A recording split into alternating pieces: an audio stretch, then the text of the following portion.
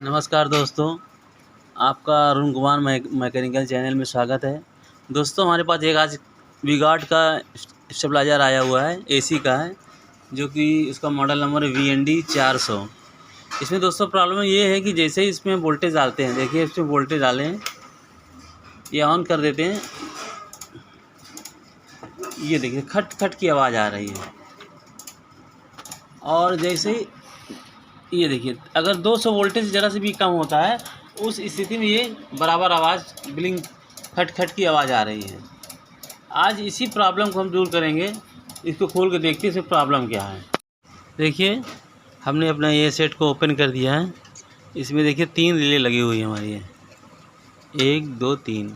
ये वाली हमारी इनपुट रिले है। ये इनपुट अक्सर इस टाइप की ख़राबी हमने देखा है कि इनपुट रिले जब अंदर से बहुत कार्बन आ जाता है तो इस टाइप का फॉल्ट आता है।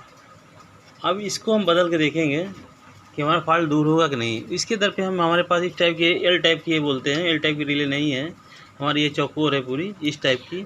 इस रिलो को हम लगा के आपको दिखाते हैं कि सेट हमारा ऑन हुआ कि नहीं।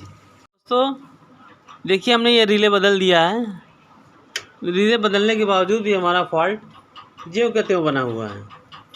देखिए, आपको दिखाते हैं, ये देखिए आवाज़ आ रही है। अब रिले बदलने के बाद हमने इसमें सारे कंडेंसर को भी चेक कर लिया ऊपर से लगा के, लेकिन हमारी फॉल्ट ठीक नहीं हो रही थी। तब हमारा ध्यान गया कि ये हमारा जो फ़ैन लगा हुआ है, फ़ैन के कनेक्शन हम यहाँ से हटा दिए। फ़ैन के जैसे ही कनेक्शन हम हटाया, हमारा फॉल्ट बिल्कुल ठीक हो गया है।